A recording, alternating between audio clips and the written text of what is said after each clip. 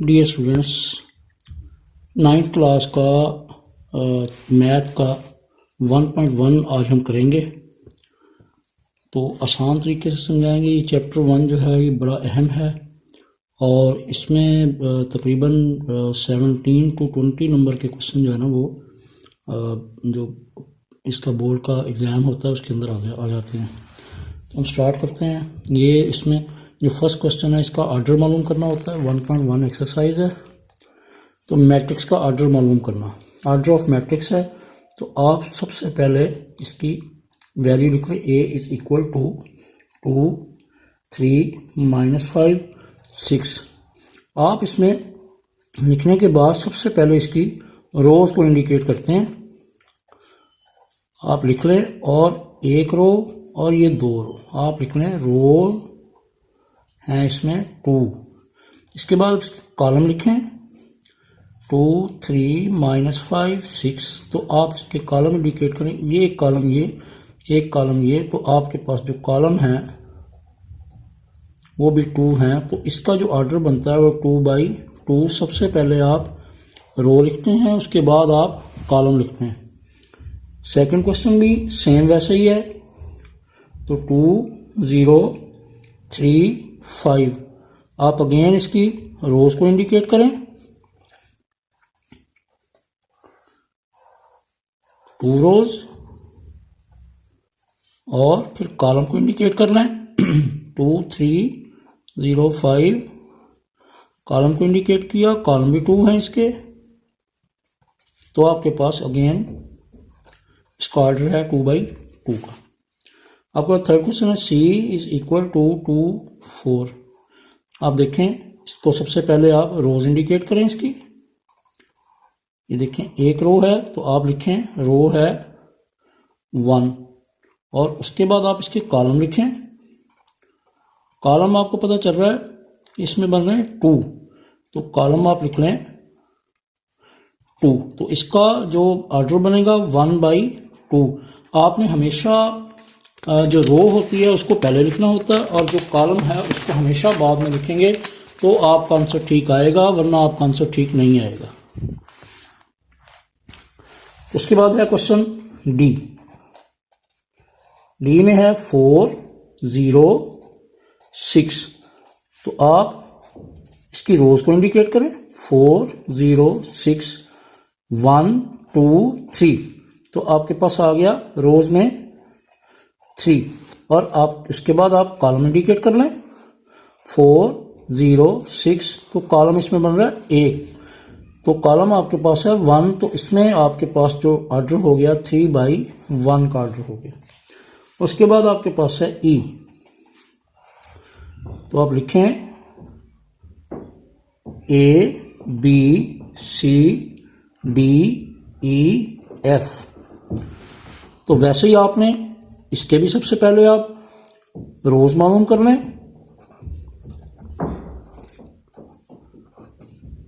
1, 2, 3। तो 3 रोज हैं आप लिख लें और इसमें जो कॉलम बनते हैं वो लिखें A, B, C, D, E, F। तो आपके पास कॉलम बन गए 2।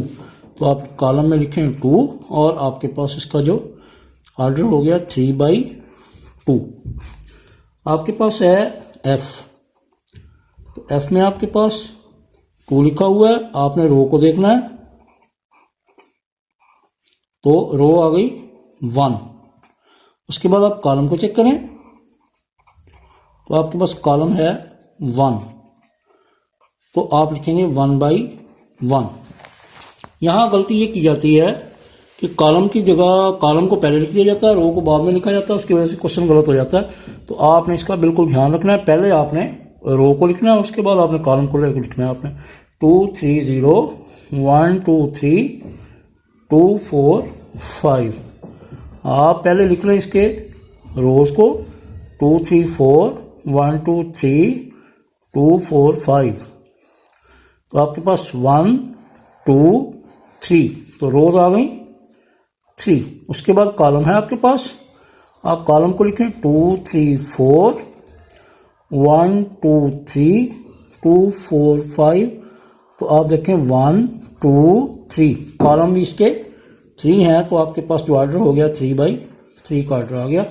उसके बाद आपके पास है H, इसका लास्ट क्वेश्चन है 2 3 4 1 0 6। आप इसको कर लेंगे तो आपको कम से कम आपकी एक जो मल्टीपल चॉइस है वो आपको नंबर देगी,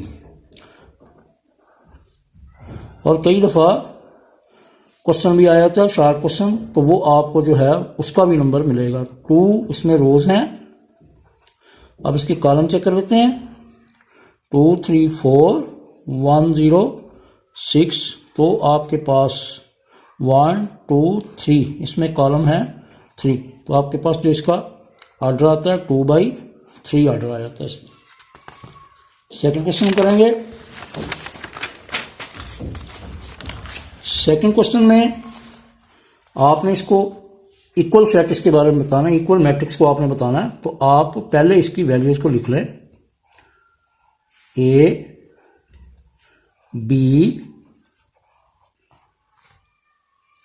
C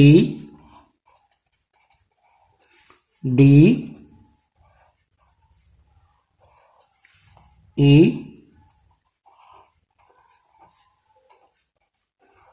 F G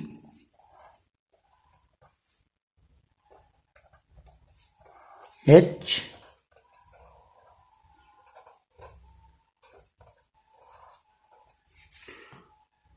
I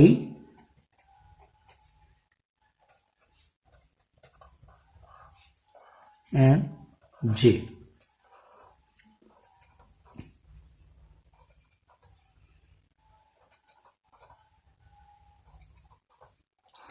तो आप इसमें जो सॉल्व करने वाली है उनको पहले सॉल्व करना है। आपके पास ये बनता है 3 5 - 2 = 3, और आपके पास जो सॉल्व करने वाली है वो G है। आप इसमें 3 - 1 = 2, 3 + 3 = 6, और आपके पास सॉल्व करने वाली है I।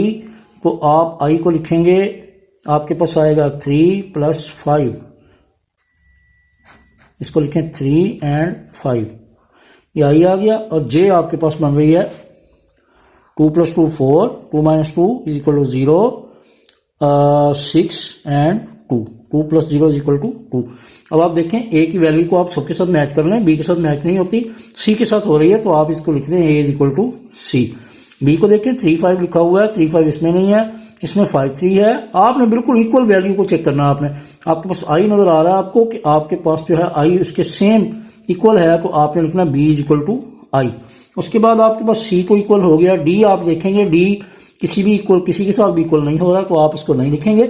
और आपके पास जो है आगे है E, तो E आप देखेंगे 4 0 6 2, ये आपके पास H के इक्वल भी हो रहा है और J के इक्वल भी हो रहा है, तो आप लिखेंगे H = एंड J इक्वल। और उसके बाद F को देखेंगे, F है 2 6, और आपके पास G भी 2 6 आ रहा है, तो आपके पास G जो है इसके इक्वल हो गए, तो आपका ये क्वेश्चन हल हो जाता है। नेक्स्ट क्वेश्चन है इस एक्सरसाइज का मोस्ट इंपॉर्टेंट क्वेश्चन है, अक्सर आ भी जाता है और कुछ लोगों को मुश्किल भी लगता है। मैं आपको आसान तरीके से इसको समझा दूंगा ताकि आप इसको अटेम्प्ट कर सकें। एग्जामिनेशन पॉइंट ऑफ व्यू से बड़ा अहम क्वेश्चन है। तो देखें, हमने रकमें लिख ली हैं इसकी 0 - 7 3 2D। अब मैं इसके ऊपर एक छोटा छोटा नंबर इंडिकेट कर देता हूँ 1 2 3 4, इसको भी कर देते हैं 1 2 3 4। अब मैं 1 को 1 के इक्वल कर देता हूँ। देखें जरा, A = C, A + C = 0, ये 1 को 1 के इक्वल हो गया। A + 2B = -7, और C - 1 = 3, तो आपके पास 3 के इक्वल है ये। और आपके पास है 4D - 6 = 2D। जब हम साइड बाई साइड इसको लिख लेते हैं, साथ साथ लिख लेते हैं, तो हमें क्वेश्चन आसान हो जाता है, हमारे सामने होता है। जब हम एक एक क्वेश्चन को हल करने की कोशिश करते हैं तो हमारे लिए क्वेश्चन कई बार मुश्किल हो जाता है। आप देखें, इसमें हमारे पास ये हमें आसान नजर आ रही है, तो हम इसी को पहले कर लेते हैं। -1 + 1 = 3 + 1, ये से कट गया, C = 4 आ गया। आप C की वैल्यू C के अंदर पुट कर दें, तो आपके पास A + 4 = 0, आपको पता है हम प्लस के साथ माइनस की वैल्यू लगाते हैं दोनों तरफ, तो ये हमारे पास कटा और a इक्वल टू -4 आंसर आ गया। Putting the value of a into the equation 2, आप देखें a के अंदर हमने a की वैल्यू को पुट किया, plus 2b is equal to -7, तो आप लिख लें -4 + 4 + 2b इज इक्वल टू -7 + 4, ये इससे कटा 2b इज इक्वल टू, ये बड़ी रकम इसमें माइनस की है तो आप इसमें से माइनस करेंगे तो -3 आएगा, क्योंकि बड़ी रकम की हमेशा साइन आया करता है। b इज इक्वल टू आप लिखें 2/2 एंड -3/2, इससे कट गया तो b इज इक्वल टू -3/2। ये यहाँ भी ठीक होता है, लेकिन अगर इसको डिवाइड करके हम लिख लें -1.5 तो ये भी आपके पास ठीक होगा। आपके पास लास्ट इक्वेशन है 4d है आपके पास, आपने लिखना है 4d -6 + 6, तो आपके पास आ गया 2d + 6। आप इसको काट देंगे तो आपके पास अब लिखें 4d और 2d -2d + 6, तो इधर ये माइनस हुआ, इधर से भी इसको माइनस कर दें तो आपके पास ये तो गया कट और ये आ गया 2d इज इक्वल टू 6। आप करें 2d/2 और 6/2, इससे इसको काट दिया, 2/3 है, 6/2 है, तो आप इसको काटेंगे तो आपके पास 3 आंसर आ जाएगा। तो आपके पास पूरी एक्सरसाइज हल हो जाती है। ये उम्मीद है आपको ये आसान लगेगी और आप अच्छी तरह से इसको हल कर लेंगे।